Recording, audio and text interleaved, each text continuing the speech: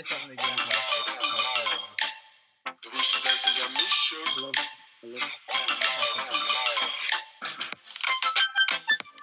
Alright, what's up, guys? This music is Messel Hook. I love this song. I love Messel. Messel is definitely one of my favorite artists we have here on the podcast. I've liked him for a long time. Thanks to all new fans who are listening and streaming on the live stream. Super helpful. You guys are great. I know Tennessee's going through a down, but you guys are helping the podcast stay on a constant incline. So thank you. Thank you guys so much for that. Today we'll give you a little bit of stuff about the BYU game. We do have an affiliate, but guess what? We're not going to do like a full commercial break. So, yeah, just going to let you get a heads up for that.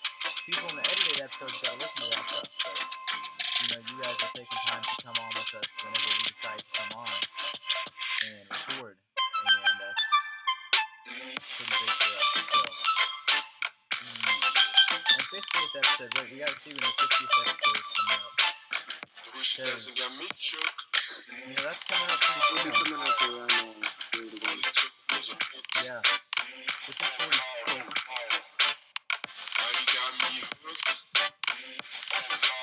I'm gonna see when it is for you guys. Let's see.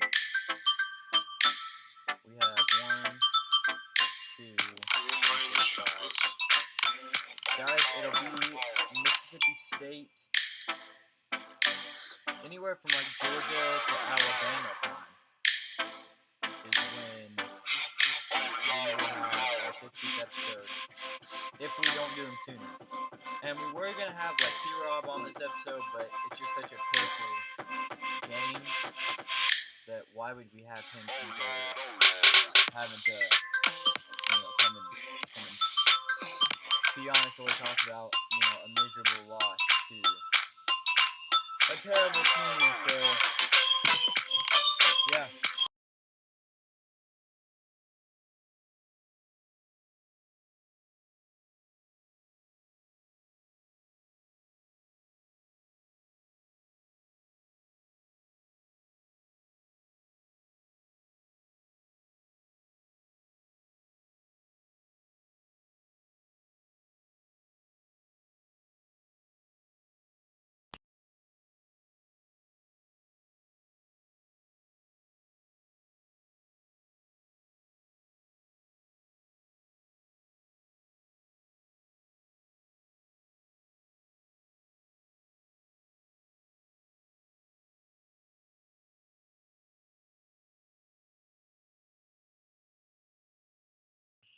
You had a bunch of echo on your voice for a minute.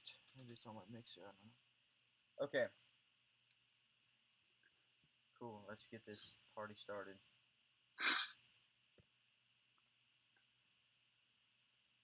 Oh wait, one thing we have to do.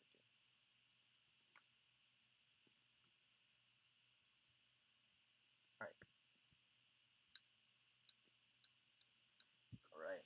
Hello and welcome to the Give 'em 6 podcast, Hello and welcome to the Give 'em 6 podcast, the podcast where we talk about Tennessee sports and all sports. It's Elijah. And it's Carson. And we are back with you guys again to talk about the Georgia State versus Vols game, or Vols versus Georgia State, depending on how you're going to look at that. But it was a loss. If you don't know, this is probably the most devastating loss, most unexpected, and most just heart-crushing loss Tennessee's ever had. Yeah. Super probably hard loss. Probably one of the worst losses ever. It is. This is the second worst loss to any team anywhere Tennessee has ever had.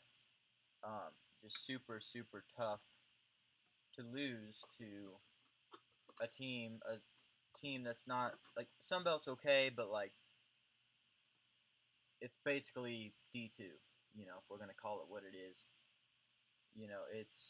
It's low class football, and we played on that kind of level. We played low class football, and we lost a game that we should have won. It should have been the easiest game on our schedule to win. And Chattanooga. If you're gonna get on a road to a get on the road to the playoffs or the bowl game or whatever people are expecting you to do, that is a must-win for Tennessee. And now you have to replace that win with a win against a pretty big elite team. And so that's going to be hard. That's going to be really hard for Tennessee to do if they're going to want to prove themselves. Carson, what are your thoughts on this game? It was a very, very, very, very, very, very times 60 tough loss. And tough is not even the word to use. There's not a word to use to the disappointment that happened there. It's something that you really have to go back and wonder what is going on, what problems did we have, and really every single problem was a problem. Starting from offense, defense, coaching, effort. Effort was like my number one put. I just didn't see effort. I didn't see the Tennessee Vols team that was expected to be with all the hype around the coaching staff, all the hype around the players. Jarrett Garantano looked the exact same as he did last year. It was just a disappointment. And, being a Tennessee Vols, being a podcast in general, being Tennessee fans, you gotta be positive ones in the scene and in the situation. So that's what we'll try to do. You have to help is uplift the fans, and that can be kind of hard, guys. And that's what we strive to do every game, and that's what we've done. But if you do get a negative vibe here, I'm sorry. But this is the worst loss probably Tennessee's ever had. And you might think, well, this is big for your podcast because people are going to want to hear what you say. And at the same time, you're right. But at the same time, it is very, very tough for us to say that we lost to a 2-10 last year Georgia State team that has not made a bowl game oh my, it's been a while. I don't even know. I mean, they play at the Georgia Dome because they don't even have their own stadium or anything. So if that gives you, they don't play at the Georgia Dome. I believe they play at Fulton County Stadium, right? They did. They played at the Georgia Dome until it got taken down, and then they moved. They didn't want to play in the Mercedes, so they kind of moved this past year to what you were talking about, Elijah, with Fulton. But yeah, they're not a good squad. They were projected to go 3-9 this year. The best they projected them was 4-8. Yeah, it was. There's nothing really to say much. Then it was just an awful performance. But we can only get better. We have to look at the good side of things here, which is very hard to do. And really, what me and Elijah are going to try to do this episode is those Tennessee fans that are so disappointed and don't want to be fans anymore. We got to keep you fans, guys. You can't let down because if we're able to get a win versus a good squad this year like Missouri or Florida, if we are able to get a win, I know you guys will come back and be fans then. So let's make sure that we are still on track with the Vols and do not stop believing in the Vols because right now we're going to need fans more than we do the players because the players are going to look at the fans and look at do we still have confidence in our team, and that should be a yes. I like what you said there because it's true. If you don't want to follow the rest of this football season, I'm not going to go and fuss at you. I mean, there's a lot of people, including some of my family, who has been Tennessee fans for decades. And it just disgusts them to see Tennessee like this. After the national championship in '98, it was just a straight decline. And it hasn't risen back up. So if you're not going to follow Tennessee this year, I can't blame you. But please don't post negative after negative after negative after negative. And I'll tell you why. Yeah. Because even though it seems like something that would be okay, I'm in a Vols Facebook group, and one of the people in that Facebook group is a unnamed recruit's mom, or an unnamed commit. So this guy's committed to go to the University of Tennessee, loves it, but after this game is seriously considering going to Alabama. That's Like, that's that's so it's so impacting it to is. families and players when Tennessee fans act like a bunch of idiots. I mean, it almost gets me to the point now where I know we're all a big family until we have people start posting this random stuff and awful stuff about Tennessee. And then you know what? If we beat BYU, you know what they're going to post? Great win. Glad to see bounce back. You know what? I don't want to see you be a Vols fan if you're going to hate on them like that. I don't want to see you bounce back and be a Tennessee fan. If you're not going to be a Tennessee fan and you hate on the Vols, I understand it's going to be tough. It is tough. It's been tough for me and Elijah. But after the game, I understand some words are going to be said that you might regret later. But me and Elijah see every single day constant negative posts about this game. It's going to be negative. We get it. But you know what? There's no reason to post it. Exactly what Elijah said. If you're going to post something negative, then don't. Just don't. Just leave it be and just don't even bother with it. Go be an Alabama fan if you want to. I like the fans of Tennessee that are loyal, that agree with and stay as a Tennessee fan. I don't like the fans um, that are over here trashing Tennessee because that's Yeah. the last thing we need. We want recruits. We want good players. We want a family of If you Tennessee want to fans, see not a bunch of Tennessee, hooligans telling me Tennessee being awful. if you want to see That's Tennessee my rant. great again, which I'm sure everyone does, I do, Carson does, even the people who have stopped following Vols football just because it's too much for them this year, you know, again, I can't blame you for that. But if you want to see recruits come in, if you don't want us to, if we just win 3 games, okay. But if we don't want to lose our entire recruiting class, like our entire recruiting class, don't post day after day just negative stuff. Because, all the time you go on social media on these groups. I've in a couple groups where now the admins of the groups are actually banning people posting negative stuff because some of these groups are really big. Like there's a huge Facebook group called Vol for Life, and I'm in that group. There's 78,000 members, and there's all sorts of media members. There are former players. There are current players. There are recruits, commits, their parents, and it really affects people whenever they just see, a couple hundred negative posts every single day about Tennessee. It can affect their decision. They can go, you know what? It's true. I thought this school was going to bounce back, but no, they're not going to bounce back. Pruitt's just a total loser. It's like, even if some of those things are true, say what you need to say, be short and concise, and move on. You don't have to. I'm not saying don't be hurt by this game. This was a very hurtful game. It's hard, to deal with this tough of a loss. But you know what? If do what you're gonna do and don't keep going back and forth and don't keep making the fan base or the recruiting and committing. Don't keep making the recruits and commits go back and forth in their mind about Tennessee.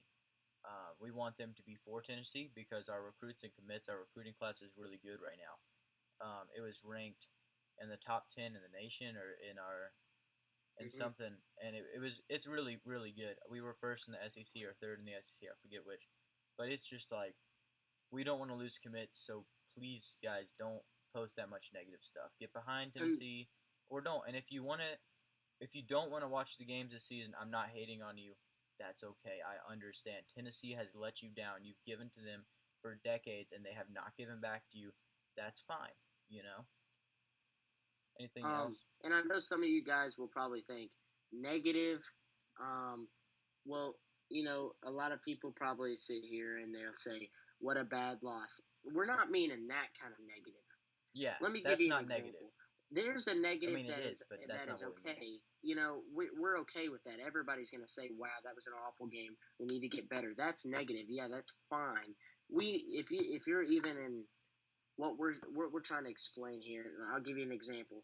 A fan that says Tennessee is the worst program to ever come. They're awful. They should start selling alcohol here soon because that's what we'll need. You know what? I'm about Yep. over you, honestly. It's so true. About the People person post that's that gonna day say after that. day, and it can't go on if we want to keep our recruits and if And we want to keep our fan if you're gonna bases say lighthearted. that, just go on, man. Go Please be an do. Alabama fan. Go be a Florida fan because you're acting like one. It's being awful now because, like I said, I could say it 60 million times. I know it's a tough loss. I know it's the worst loss ever. But a constant message, everybody. I'm gonna be honest. Nobody really cares what you have to think about alcohol or you need alcohol for this It's game. so Okay, true. we're trying to look It's forward for the true. next. We're trying to look at the next game. No one We're not cares. looking at your post. So what you need to do is just hold it in, because like Elijah said, like I've said, there is recruits and there is actual Tennessee fans out there, and when they're saying negative stuff, Tennessee Vols and basketball, all the way to baseball and football, are known for their fans. I mean, we have the fifth biggest stadium in the NCAA football. We are massive in fans. We are a Fall for Life fan base, and you can't be doing this because it makes us look bad, and it also makes the players and coaches feel like they are not ready to try because our fans aren't backing us or backing them up. Yep. Don't get the wrong message here from us, guys, but you do need to get the message because it's important not to bring this program down by bringing the recruiting class down and people who are younger fans and can take more hurt right now. You don't want to bring the entire program down. It can be one post, but if everyone quits posting this sort of stuff, it's going to get a little bit better emotionally wise and even recruiting wise. Recently we had Terrell Bailey leave and go in the transfer portal, and that was straight after the game. I doubt it was from social media, and it's really not. But he was just, this loss was so devastating to him. He's just like, you know what, I can't do this, and went to the transfer portal. But you can have players who are on this team who aren't going to get to play a lot that are going to leave because of that. You're going to have recruits that are going to leave. So guys, again, get the message, don't get the wrong message, and quit. So, I am not saying be one of those people who get behind Tennessee or don't. It's like you can get behind Tennessee and not watch all of their games this year because you want to save your emotions and not be in fits of rage and all this stuff, and you don't want to give so much to Tennessee when they're not going to give back. I understand that. Join us again in basketball season, but just quit posting so many negative things. But with another player who left, Carson, Jordan Murphy. Now, this is a guy who spread Right. some stuff on social media. Social media is getting people into trouble nowadays. It gets people into trouble nowadays. Jordan Murphy, there was a short snippet or photo or video, I forget which one it was, of Tennessee paying Georgia State $950,000 because we lost to them. That's a very serious thing. Like we don't take this loss seriously. We don't take this loss lightly. No, there is no true Tennessee fan out there who's going, yeah, brush it off, man, bro. It's all good. We gonna bounce back, Mm-hmm. and we gonna be number one. We gonna be beating Alabama this year. No one's doing Yeah, that. it's We're not taking this happening. seriously. This is a serious hit for our fan base and for Tennessee in general. That Jordan, that's sorry, very true, but we like, what I'm saying. Like, we're not saying we're gonna beat Alabama, but we're sure still trying to be positive. Like, we got to work for next game. We can bounce back from this. That's positive. Now, what Elijah's saying with, we do have nobody is going. Yeah, we're gonna be number one, Alabama. If you're saying that, I don't think you watched last game or last year or the year before that or the year before that. I mean, Tennessee has not been at the point where we are number one. So really, we just got to stay positive at a low level. that's true. We want to stay positive. We don't need to necessarily be that team who's all positive and smiles and sunshine. Just don't drag the fan base down with you. But Jordan Murphy, he thought it would be just a splendid idea to retweet that great little snippet of us paying Georgia State $950,000 and put a little laughing crying emoji by it and say, "Come on, y'all, you can't tell me this ain't funny." I'll tell you, Murphy, this ain't funny. It's not funny. It's funny to no one except for you. You're off the team. Like, literally, guys, he's off Yeah, the team right now. he's off the team. I mean, that's what happens. Like, you're going to get into trouble for not taking it lightly, taking it lightly. You're going to get in trouble for taking it lightly. And, if you're going to keep on going on about it, though, you're going to get in trouble too. So, you guys decide. The next thing we have Garantano or Garantano or Garanton Slomo or Geronimo, whatever you want to say. We have Jarrett Garantano or Garantano, our quarterback, over here with no improvement whatsoever. I mean, O-line's gotten a little bit better. I mean, no one was playing the hardest except for, in my opinion, Samaglia, Juwan Jennings, and I thought Gray played pretty hard.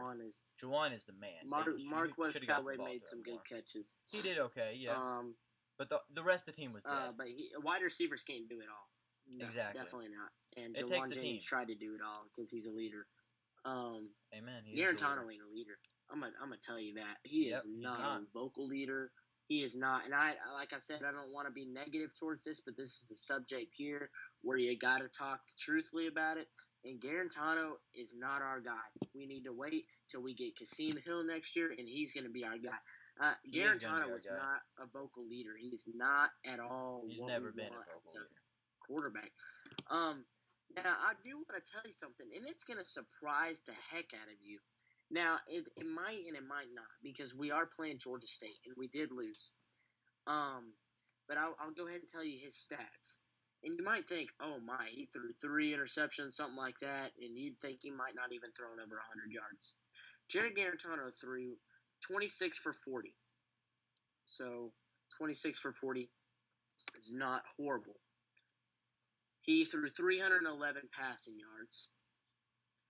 He threw 2 TDs and 1 interception. And I'm going to leave you right there on that one for everybody to think about now. You guys have to understand, this isn't about numbers. Seeing a player and going, he had a terrible game, isn't just saying, oh, his numbers were decent. So I've seen so many posts with people saying, oh yeah, his numbers was great, thus he's a great quarterback. No, this is not the kind of numbers we want to see. Look at how many times he was sacked. If you looked at his eyes, if you were analyzing the game, whenever I was watching it, I was looking at his eyes during the play. Whenever they would give a nice close-up shot of him, he's doing the same thing as he did last year, staring down the receiver he wants to throw to the entire time and throwing to that receiver. He's not seeing the field. He's taking too long to get the ball out. When he's running, there was very few opportunities where he had a great QB sneak. A couple times there was much better options, but he didn't see them because he is narrow-sighted when it comes to seeing the field. So stats aren't all paper. That has nothing to do with coaching. No, I know for a fact that has nothing to do with coaching either, because T. Martin is one of the he did amazing things at USC, and to think that Jerry Garantano is the same guy. And I gave you those numbers because I want you guys to think about.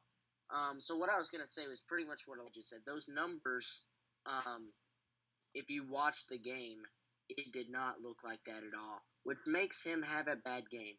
Now, in a Georgia State team, that's why I told you beforehand, Georgia State, we're playing Georgia State.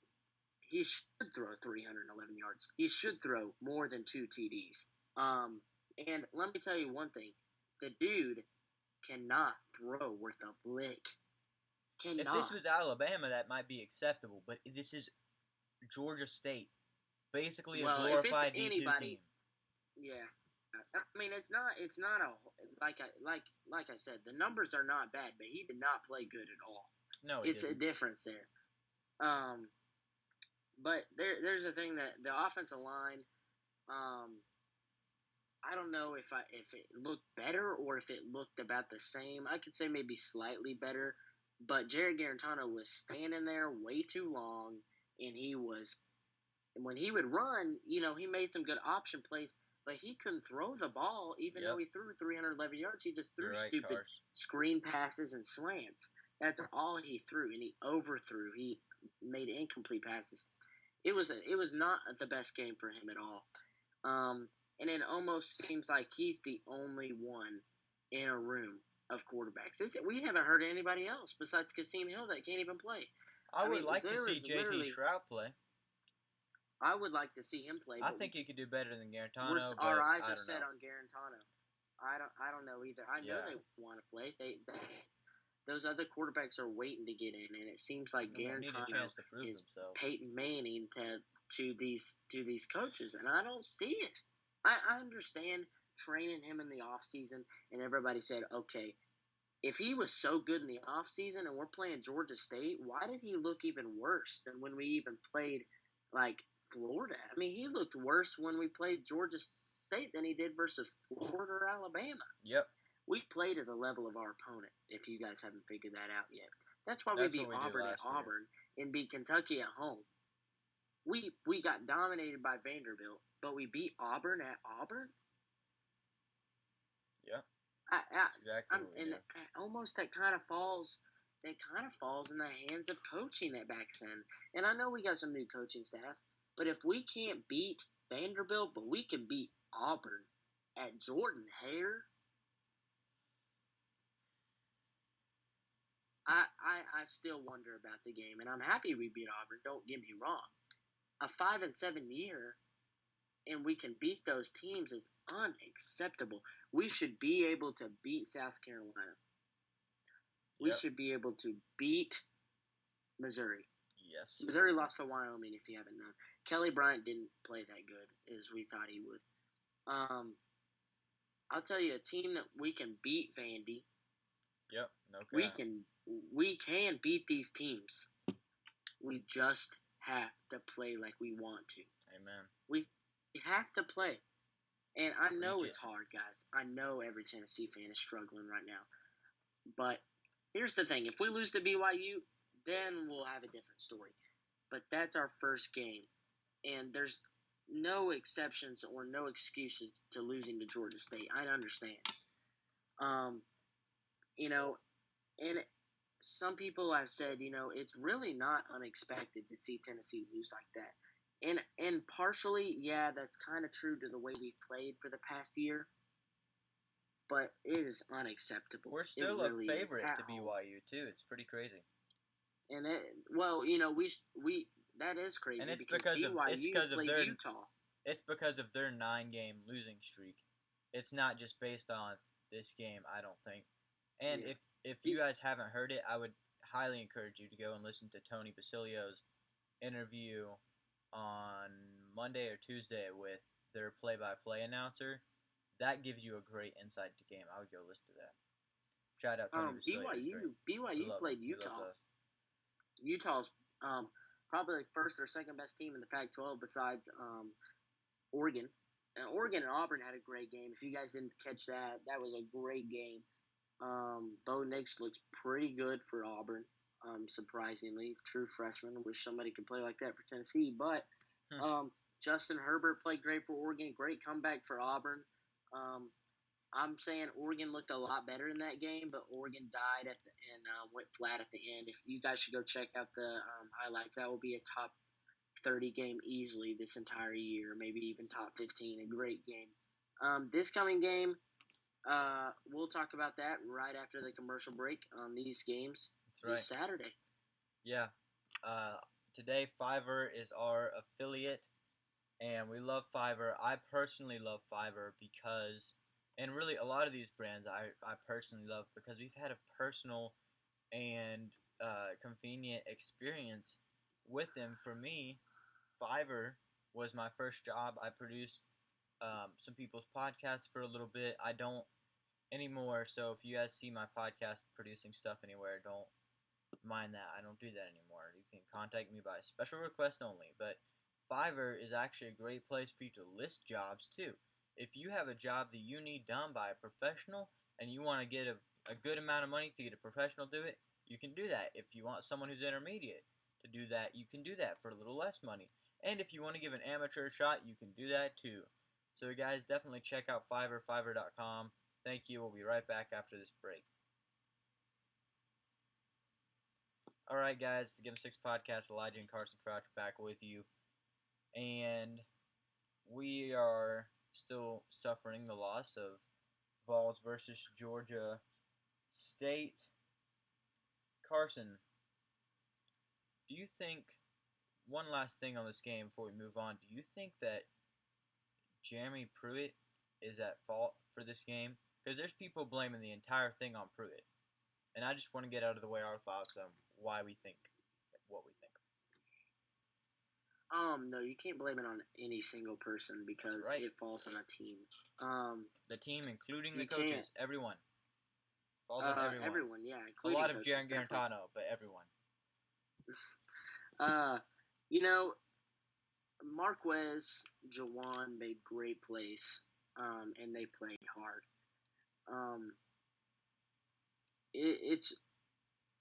It does kind of fall here on the coaching staff because our coaching staff, I mean, for goodness sake, we have Jim Chaney, Georgia's offense coordinator for the past 3 years, as our offense coordinator, and we can't put up more than 30 on a 2-10 team last year. And I know I've said it multiple times. I'm trying not to be negative, but it's so hard not to. We're not going to be completely positive, but we're not going to be. It's like we're in it's like we're in quicksand and we're trying to get out. I mean, we're sinking fast, guys. But you can't blame it on one person. You gotta fall as a team and you gotta work back up. But you know what I would have people do? We can't carry the ball. We fumble constantly. I would have every single running back, quarterback, wide receiver carry a football around the classes all week, so they know the importance of holding the ball. Carry football around. It's a good idea. All week in class. It don't matter. Carry a football around because we gotta learn that the football is the rock. That's what we have to hold on to. Yep. So I gotta say that it does fall into coaching. It falls into quarterbacks, wide receivers, offensive line, defensive line, linebackers, safeties, corners, punters, kickers, and yes, the water boys. It falls on everybody. Guys, anybody you can think of on that field. Because Pruitt does take part of the blame for this, and even after in his press conferences, he wasn't exactly the Pruitt I wanted to see. The Pruitt can do it t-shirts that we talked about before the season started that would be released at the Georgia State game, those are canceled until Pruitt can prove it. So right, that is very true. Until Pruitt can prove it, we don't give the Pruitt can do it t-shirt out. That's so true, and we're not going to put out something that we don't believe in. So Pruitt, until you prove it, we can't put out the Pruitt can do it merch. So yeah, exactly, that's just right. That. Carson, looking forward to other games. Our BYU game, which we've talked about a little bit. What are you seeing here? Carson's game of the week, all this stuff. What are you seeing? Right now for the BYU game, I am really torn on what I need to see. I've watched as much film as I can, and I'm looking, and I really see a good game. If we play like the way we did versus Georgia State, we're going to get pounded. If we get together as a team, it's going to be good. Been able to compete for years. BYU is no sleeper. No, they're not. But we got to play hard, and I feel like we will. Jawan Jennings is a very strong leader. He is our team leader, definitely. I hope we get a win. It's just hard to even predict a score after a game. It's true. Like that. Unless if we bounce back hard, we might do good. But if we're going to play like Georgia State, there's no telling. There's really no. The only way we're going to have our fans here be positive. The only way we're going to be able to rest easy, which is needed because they literally, I'm not even kidding. BYU as a school has sold thousands of tickets to this game. There's going to be fans from BYU here. So we got to, whatever fans are here, are going to be satisfied. If you are going to be there, at least pretend like you're fired up. Like, just give some energy to the players. I don't care if it's fake or real. Just give some energy, please. The only way our fans are going to be satisfied is if we beat them by more than 21 to 28 points. Yep. We better blow them out. Now, if we barely compete and we get a win's a win, we'll take it. But if we lose to BYU, now I'm going to say it again. If we lose to BYU, the storm that's coming is going to be very, very, very bad. That storm full of orange is going to be like a Hurricane Dorian type storm where it stays on us for a little bit. Guys, this isn't going to be a good storm. It's not.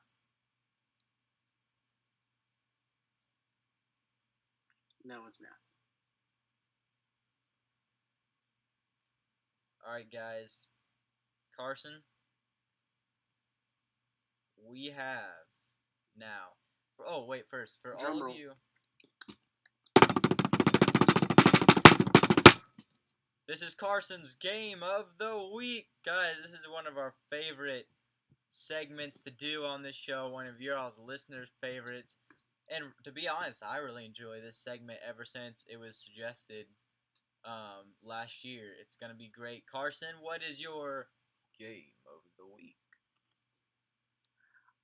Game of the week. Golly, we got two big games that are dominant, and I'll mention the other one, but the best one that stands out to me is got to be Texas A&M versus Clemson. Texas A&M versus Clemson. Texas A&M threw the lights out. Kellen Mond looks great for Texas A&M. They play at Clemson. Trevor Lawrence, he didn't look so hot. Versus Georgia Tech, I know it's first game jitters. This will be a great game. Texas A&M plays at Clemson. I am rooting for Texas A&M, but I do not see a win, and I think Clemson wins in a close game by 3 or 7. The second game. It's going to be pretty close for you. Wow. Almost won the Carson Game of the Week. Almost won the Carson Game of the Week was LSU versus Texas. LSU versus Texas. Sam Ehlinger for Texas can throw the ball. Yes, Texas offense can do it. Now, they're playing the best defense in the SEC in LSU. Their defense is so good, it makes you want to cry.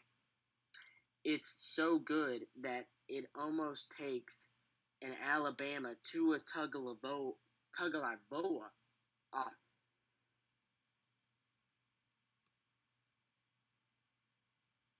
By 7 or 14.